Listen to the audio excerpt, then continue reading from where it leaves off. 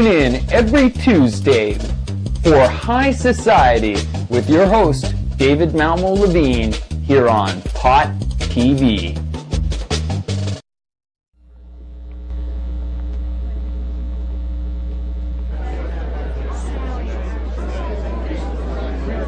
I would say one thing to you, Judge, and that's they're never going to solve this problem on the supply side. As long as that demand is out there in our cities, Mexico bashing is not going to do a damn thing for you. We in the legal drug business, and I mean Merck and Pfizer and the rest of my very important clients, realize that we're not fighting a war here with a traditional winner and loser. I don't know that you can win this war. I mean, everybody says we want to declare war on drugs, but, you know, if you have 25% of high school seniors are using drugs, if you reduce that to 10, that's a great improvement. Right. And I'll congratulate you. That'd be a phenomenal achievement.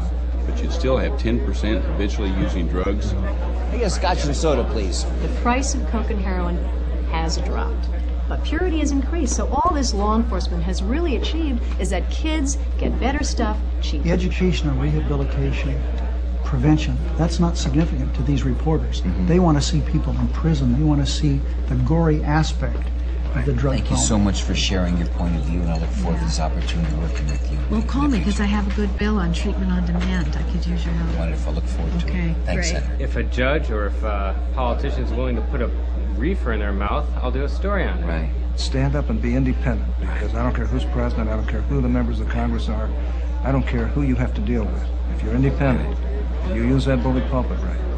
That's where your power is. It's the stick of law enforcement that creates the carrot of huge profit that is economic truth. Addicts don't vote. Hello and welcome to another edition of High Society. My name is David Malmo Levine,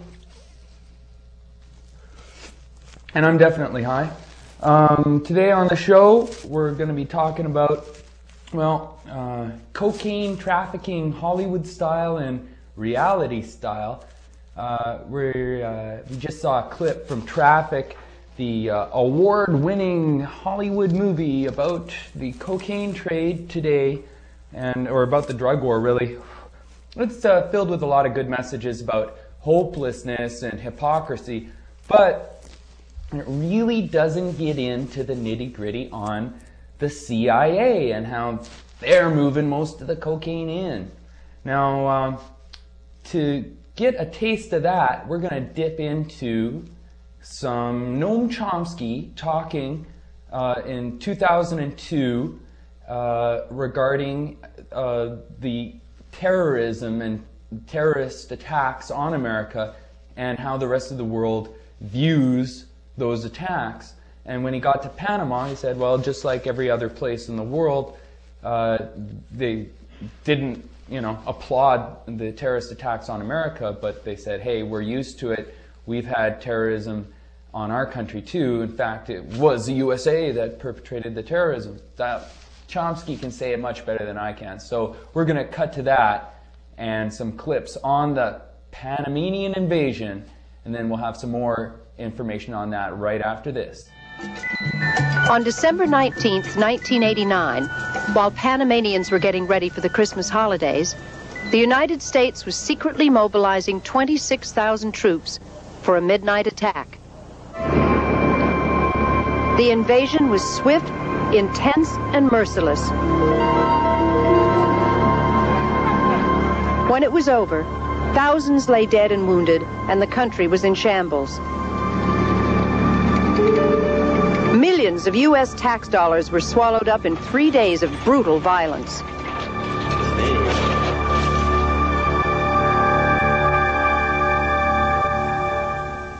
The strategy was considered a stunning military and political success. The operation continues. In many ways, the invasion served as a testing ground for the Persian Gulf War 1 year later.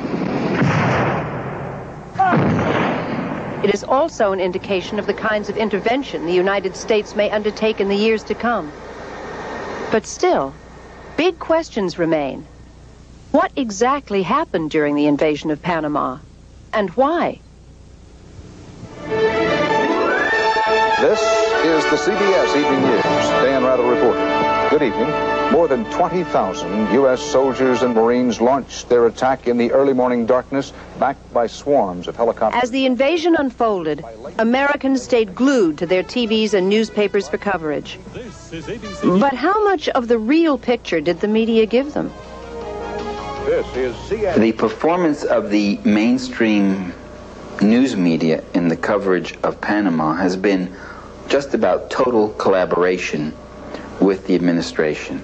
Not a critical murmur, not a critical perspective, not a second thought. The story that the White House was pushing was getting this so-called narco-terrorist in a net. And that was the thrust of all of the coverage. When are we going to get Noriega? Have they let Noriega get away? By late today, they had taken control of much of the country, but their chief target, General Manuel Noriega, escaped.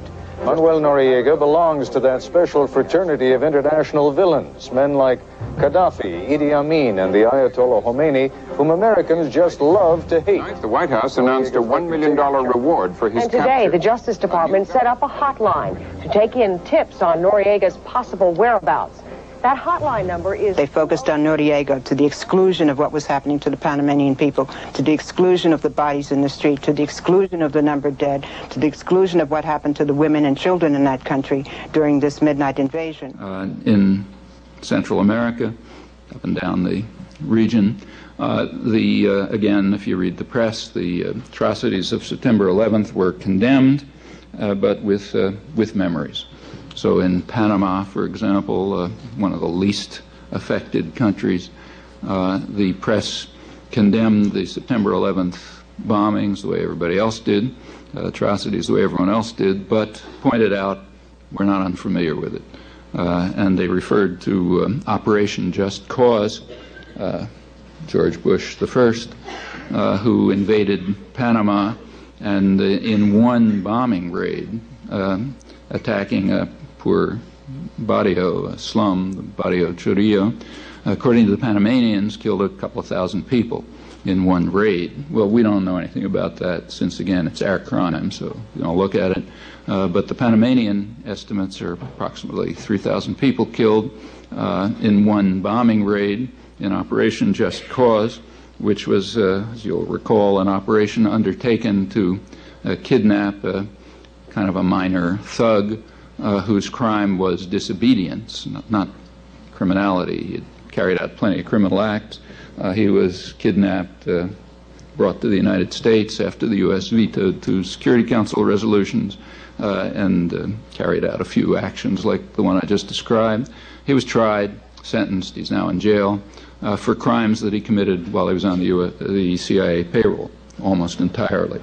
But that's, the Panamanians remember that, we don't.